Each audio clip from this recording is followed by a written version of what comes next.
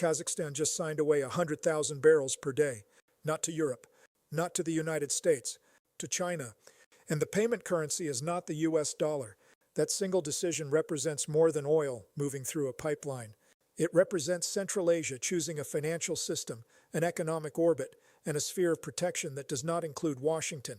Every time a barrel of Kazakh crude crosses into Chinese territory and gets paid for in yuan instead of dollars, the architecture that has kept American power afloat since 1974 loses another brick. And most Americans have no idea this is happening. This channel runs on no corporate funding, no government backing, and no advertising pressure telling us what to leave out.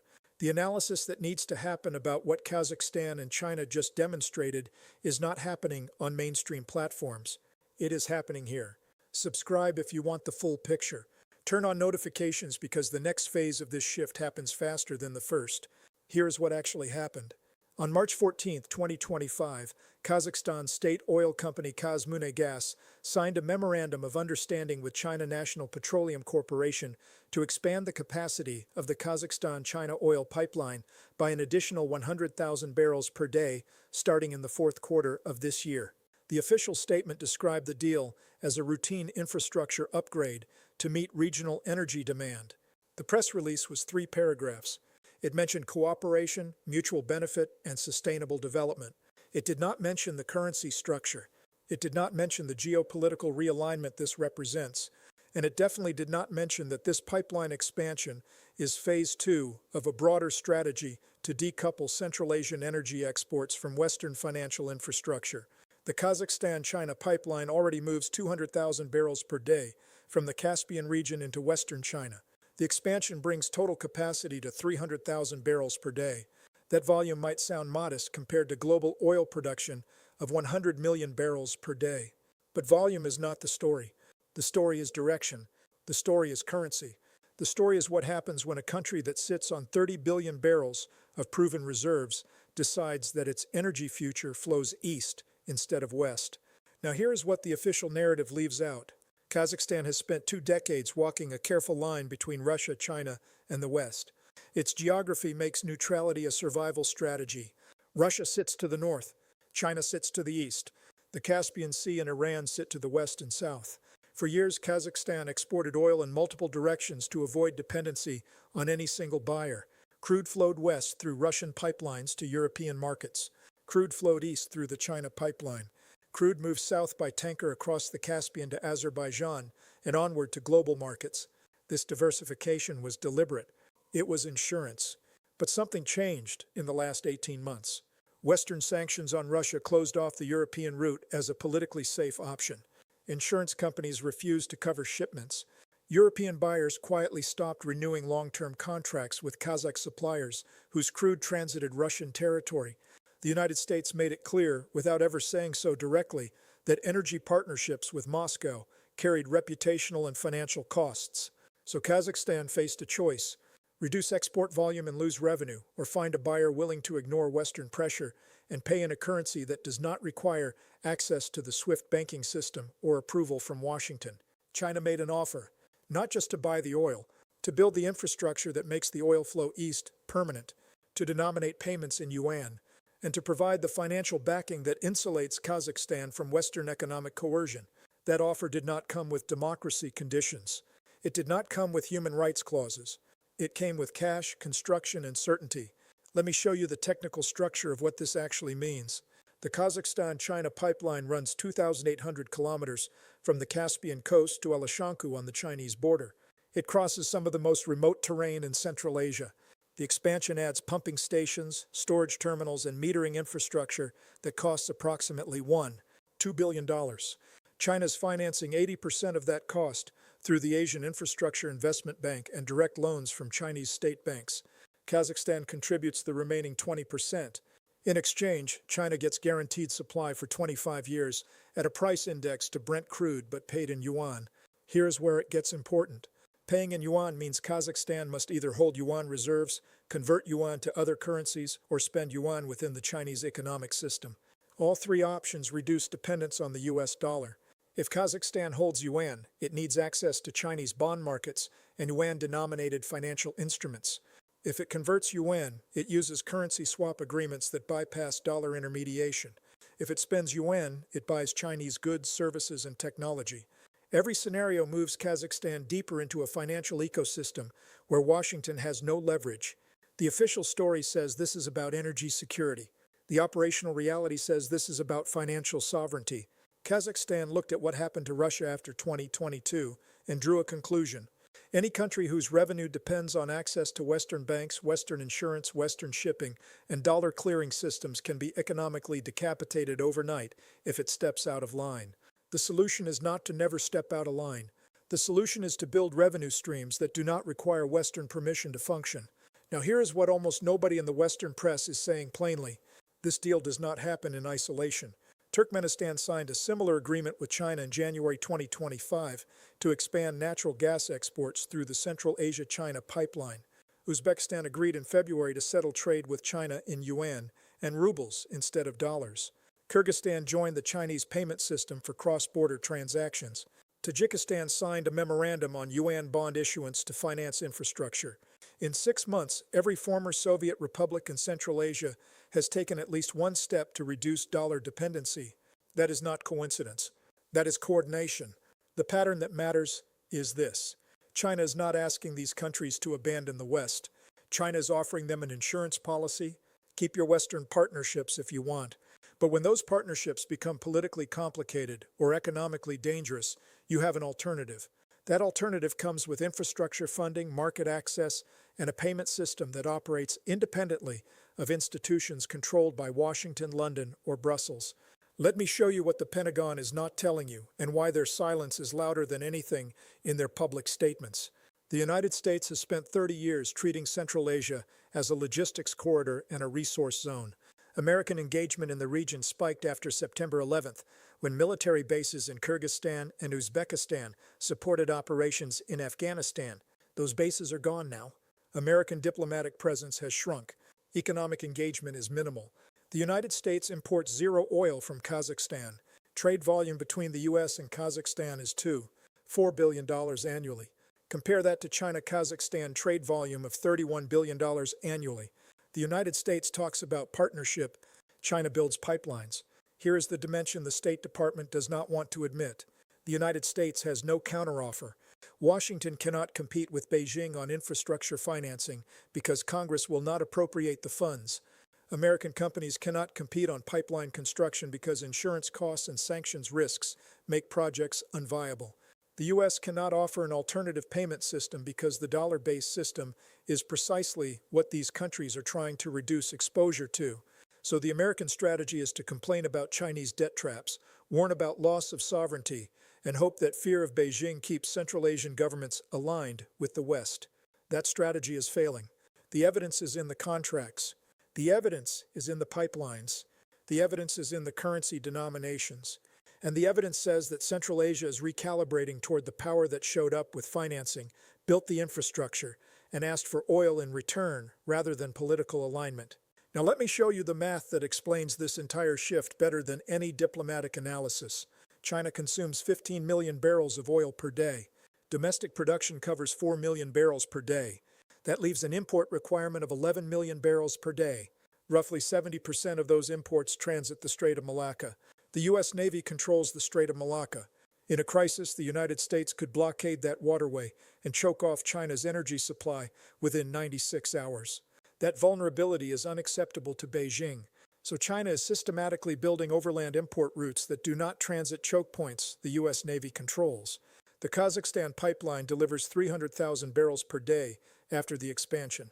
The Russia-China pipeline delivers 800,000 barrels per day. The Myanmar-China pipeline delivers 200,000 barrels per day. Total overland imports from these three routes: 1. 3 million barrels per day.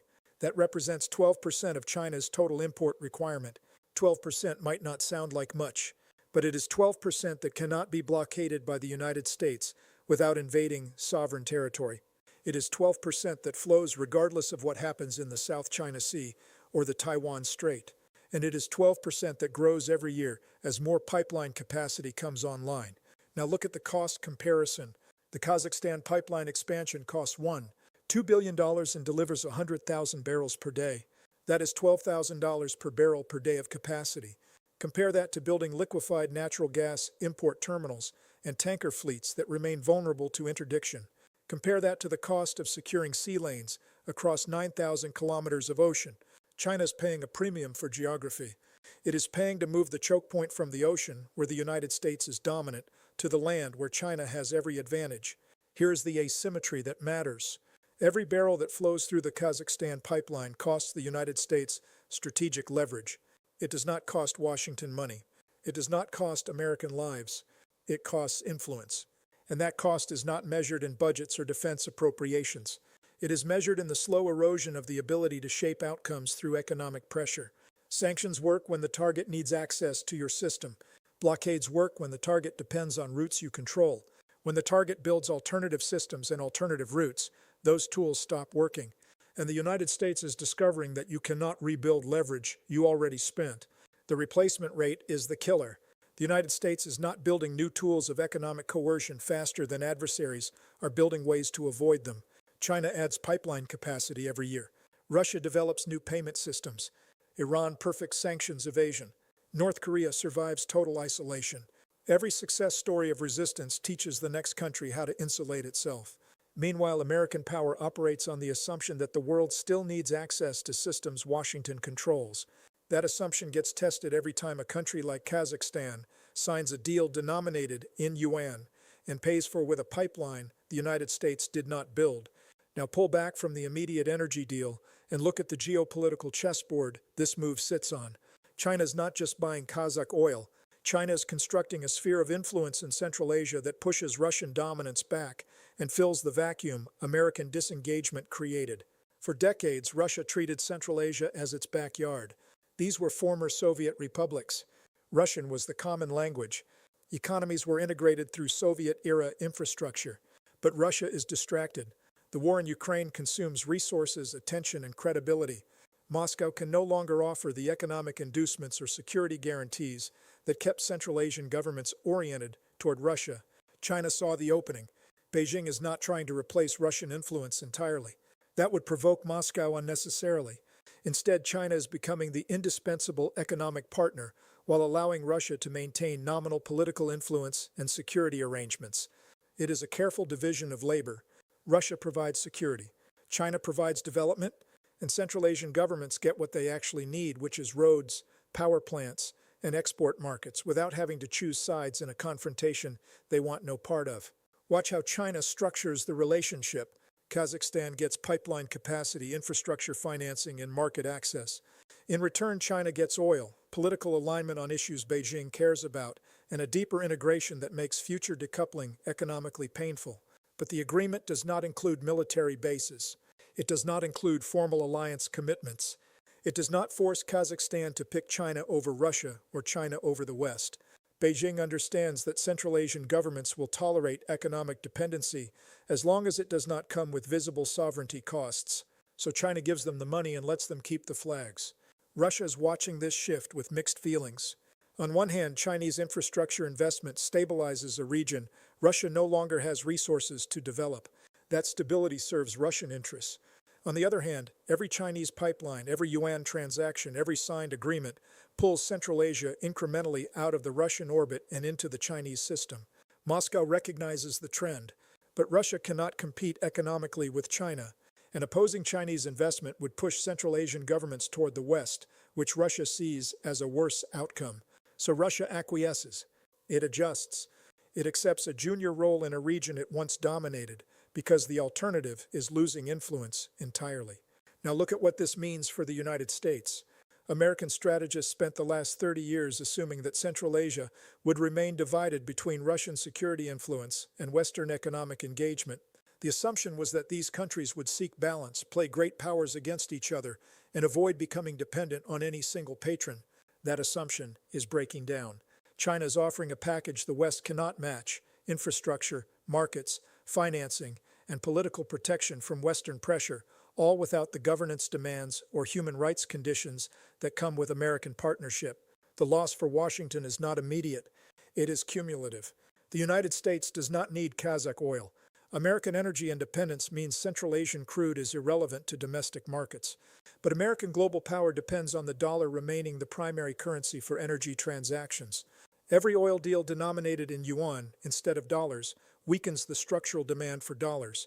Every country that builds yuan reserves instead of dollar reserves reduces the ability of the United States to finance deficits by printing currency the world has no choice but to hold. The petrodollar system has been eroding since China started signing yuan-denominated oil agreements with Russia, Iran, and Saudi Arabia. Kazakhstan joining that list accelerates a trend that started years ago but is now reaching critical mass. Here is the timeline that matters. In 2020, less than 2% of global oil trade settled in yuan. In 2023, that number reached 7%. In early 2025, estimates put yuan-denominated oil trade at 12% and rising. The inflection point comes when a critical mass of producers and consumers decide that holding yuan reserves is not just viable, but preferable. That shift is not happening because yuan is stronger than the dollar. It is happening because the political risks of holding dollars, the sanctions risks of using the dollar system, and the coercion risks of depending on dollar access now outweigh the liquidity advantages the dollar once provided. Kazakhstan choosing yuan is one more brick out of the foundation. It is not the brick that collapses the structure, but the structure is not collapsing all at once. It is eroding. And every time a country with 30 billion barrels of oil reserves decides that its financial future points east instead of west, the erosion accelerates. What burned into the contracts signed in Astana is not just an oil deal. It is the recognition that American economic dominance has a ceiling. That ceiling is defined by the willingness of other countries to keep playing a game where the United States writes the rules, controls the referees, and changes the scoring system whenever it serves American interests. The number of countries still willing to play that game is shrinking. Here are my 3 predictions with a clock attached. First, within 6 months, at least 2 more Central Asian countries announce yuan-denominated trade agreements with China for commodities or manufactured goods. This is not speculation. The infrastructure is already in place. The only question is timing. Second, by the end of 2025, total yuan-denominated oil trade reaches 15% of global volume as Saudi Arabia expands its yuan contracts and more producers follow Kazakhstan's example. Third, within 18 months, the United States attempts to counter Chinese influence in Central Asia with a new infrastructure initiative, but the funding falls short and the initiative dies in congressional negotiations. Drop your prediction in the comments. Which happens first, another Central Asian yuan deal, Saudi expansion of yuan oil sales, or an American counteroffer that actually gets funded? Tell me because I read every single one. If this gave you a framework that mainstream coverage did not provide, if this showed you how oil deals in Central Asia connect to the slow unwinding of the financial architecture that has kept American power dominant for 50 years, share this with one person who needs to understand what is actually happening. The next video goes somewhere even this one did not reach. Subscribe so you are there when it lands.